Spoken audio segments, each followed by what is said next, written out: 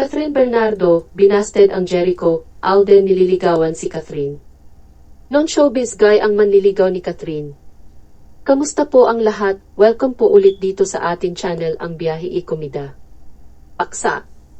Catherine Bernardo at Alden Richards, magkaibigan lang talaga ayon sa source ng Pete Troika. Jericho Rosales, hindi na si Catherine, kundi si Janine Gutierrez ang bagong nililigawan. Sino ang non-showbiz sweeter ng dalaga? Totoo kaya ang nakarating na kwento sa amin ng very reliable source ng Pete Troika, na merong isang non-showbiz guy na sobrang porsigido ang panliligaw kay Catherine Bernardo.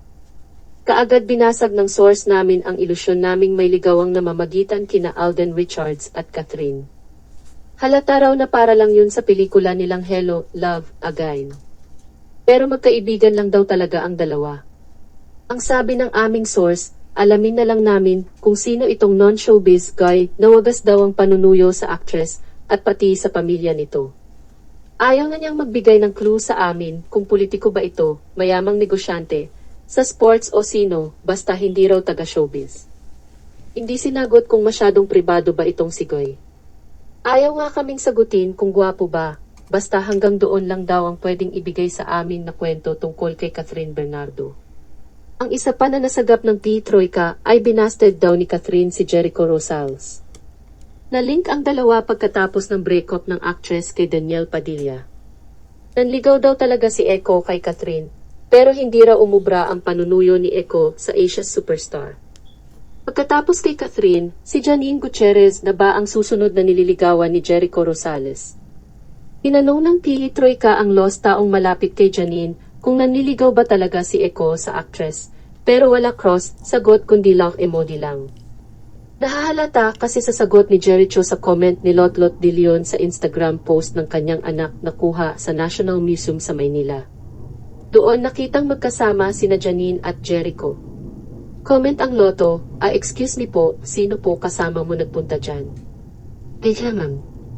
Sinagot ni Jericho nang nag-doorbell po ako para magpaalam pero hinabol ako ng aso eh. Mukhang may ligawang nagaganap ang dating. Pero walang nagsasalita sa kanila, like hindi alam kung nilang aaminin dalawa. Minahal ng televiewers sina Ina Macaspac, Christine Hermosa, at Angelo Buenavista. Jericho Rosales, sa kapamilya teleseryeng Pangako sa Iyo, na umir noong Nobyembre taon 2000 September hanggang taon 2002. Sinubaybayan rin ng televiewers ang remake ng Pangako sa Iyo na tinampukan nina Catherine Bernardo at Danielle Padilla, na umir noong Mayo taon 2015 hanggang Pebrero taon 2016 na.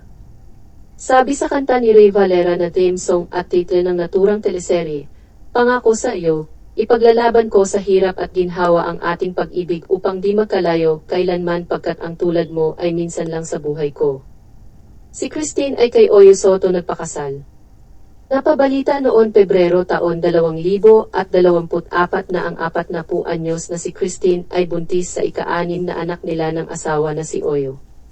Si Jericho at ang asawa na si Kim Jones ay noong taon 2019 pa naghiwalay. Nobyembre 30, taon 2023, kinumpirma ni na Catherine at Danielle sa kani-kanilang Instagram posts na hiwalay na sila matapos ang 11 taong relasyon. Sadya ba na ang wagas na pag-ibig ay sa nobela lang matatagpuan? Nakakaloka na ang orihinal na Angelo Buenavista na si Jericho, sinuyo ang bagong Ina Macaspac na si Catherine. Sa Nobyembre 13, taon 2024 nakatakdang ipalabas ang pelikulang Hello, Love, Again nina Catherine at Alden Richards. Biwa that time kaya, magsyota na sina Jericho at Janine Gutierrez at may bago na kayang girlfriend si Danielle. Punta tayo sa atin susunod na topic. Kaylee Padilla, kinumpirma ang bagong relasyon, taken na ako. Kaylee, ipinaglaban ko din ito. Ba't lahat na lang, ba't pinahihirapan ako? Kaylee Padilla on her current relationship. The best thing I love about it is may balance na ako ngayon from ambo work life to ambo personal life. Sa buhay ko sa trabaho, artista ako. Nagtatrabaho ako, artista ako. Iba ang mundo, napakaiba ng mundo. At saka kapag kasama ko ang partner ko, normal na naman ako. Ako lang si Kylie. Kasunod ng pag-aming taken na siya ay ang revelasyon ni Kylie Padilla na ipinaglaban din ito ang kasalukuyang karelasyon. Ipinaglaban ko din ito. Ba't lahat na lang, ba't pinahihirapan ako? Pahayag ni Kylie sa panayam sa kanya ni Boy Abunda sa Fast Talk with Boy Abunda noong Martes, Hulyo 16 na, taon 2024. Ipinaglaban kasi na-reveal sa akin yung mga ugali ko, mga ayokong tanggapin. Alam mo, lahat ng tao may ego.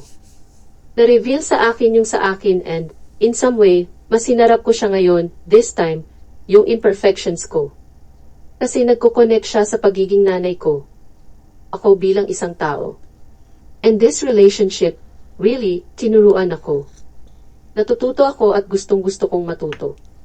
Growing talaga ang paborito kong bagay sa buhay. Merong wisdom ka talagang makukuha.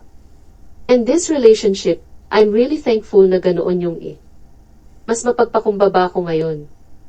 Ipinagtapat din ni Kylie kay Boy ang mga obedience mula sa kanyang partner, ang higit na pagtiwalaan ang sarili at huwag matakot kaya mas pinairal niya ngayon ang kanyang utak kaysa sa puso. Meron din akong lesson dito sa relationship ko ngayon, and it taught me to just trust myself more talaga and not to be scared to be myself. Pero isip muna. You can teach the heart and I think time na para utak muna, sabi ni Kylie.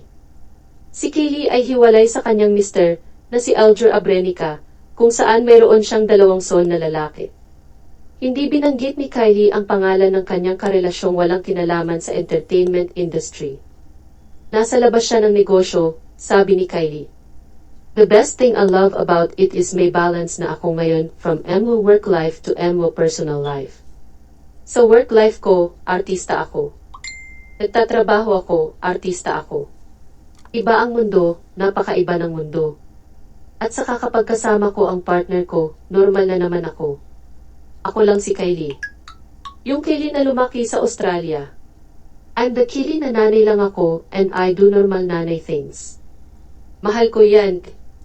Walang pagsisikap na panatilihin ang hanggang sa isang tiyak na imahe. Hindi man pinangalanan ni Kylie ang kanyang karelasyon ngayon, naging maagap sa pag-imbestiga ang netizens na sumusubaybay sa mga pangyayari sa personal at professional na buhay niya. May mga nagsasabing ang tattoo artist na si Gino John Simon ang boyfriend ni Kylie dahil cross-dalawa ang madalas na nakikitang magkasama. Pamilyar sa publiko ang pangalang Gino John Simon dahil ito rin ang pangalan ng isang personalidad na inakusahan ng pambubugbog ng Grab driver na si Armando Yabut noong Pebrero taon 2018. Serious physical injuries ang kasong isinampa ni Yabut laban kay Gino na naiwan ang cellphone sa ipinapasadang Grab car ni Yabut. Nagduda si Gino na may ibang intensyon si Yabut dahil, di umano, hindi nito sinasagot ang mga tawag niya. Kwento ni Gino sa panayam ng TV Patrol noong Pebrero taon 2018, 3 to 4, 5 times, and then pinatay niya po yung cellphone ko. So, wala na kaming ibang choice kundi sa customer service na lang. Nakuha na lang po yung personal number niya. Tinawagan po siya. Ibabalik na daw niya po yung phone. Ang katuwiran niya po, hindi niya raw po hinawakan ang cellphone ko. Ang sabi niya, meron daw po siyang pasahero kaya hindi po niya sinasagot. Nag-viral sa social media ang kwento ng pananakit ni Gino kay Yabut kaya nakatanggap siya ng mga pagbabanta sa kanyang buhay na dahilan ng matinding takot na naramdaman niya. Sobrang sama na po ng pangalan ko, insulting noon ni Gino. Sirang-sira na po. Hindi ako makauwi ng apartment ko. Hindi ako makakuha ng gamit ko. Wala akong damit. Maraming nagbabanta sa akin. Nakakatakot po, Inaamin ko naman po, mali yung ginawa kong pananakit. Maling-mali po talaga yun. Humihingi po ako ng tawad sa nagawa ko kay Mr. Yabut. Nadala lang po talaga ako ng emosyon ko.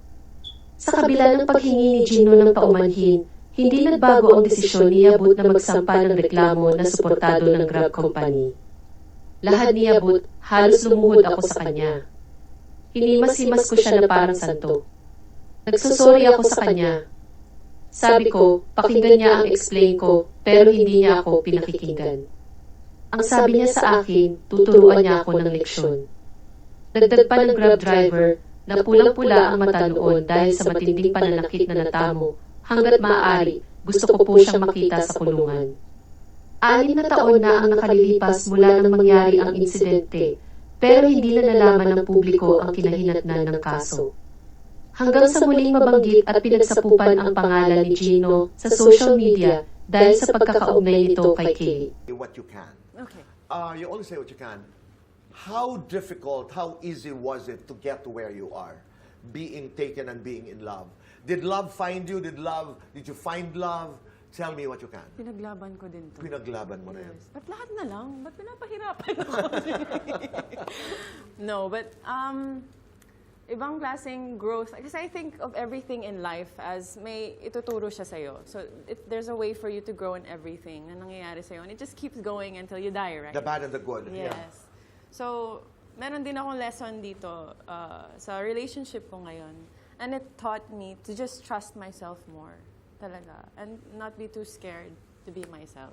And that has to be constant. You have to keep on reminding Yes, that you have to trust yourself because your heart and mind believe. Yes. But mind mo na eh. Correct. You can teach the heart.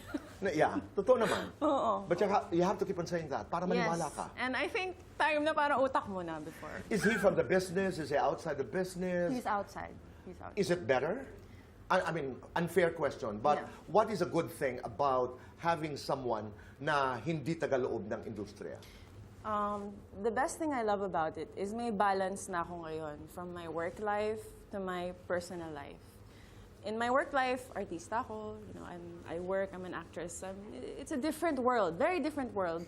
And then when I'm with my partner, whoever, Okay. partner, I'm normal again. I'm just Kylie. I'm the Kylie that grew up in Australia. I'm Kylie na nanay lang ako. And, I do normal nanay things. Klaro yung boundaries ng dalawang mundo. I love that. I love that. You love There's no trying to keep up to a certain image of the Right. partner. At dito naman, Dito is separate. It's separate. right. Pero bakit mo sinabing pinaglaban mo rin ito?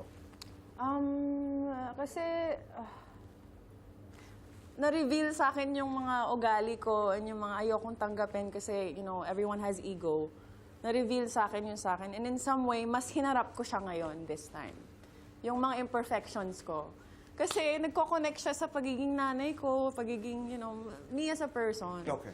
And this relationship really, tinuruan ako din after. Ganda. Yes. Sabi mo nga kanina, you learn. I learn and I love learning. Growing talaga is my Same favorite here. thing about life. It's my favorite thing about life. So lahat talaga, merong wisdom kang makukuha. And in this relationship, I'm really grateful na ganun I'm much more humble now. At yan ang ating latest showbiz chika for today. Huwag kalimutan mag-subscribe, click the notification bell for more showbiz updates, like and share the video. Kung meron kayong mga shoutout, ikomento ang pangalan at lugar sa ibaba. Maraming salamat at magandang buhay sa lahat. Paalam.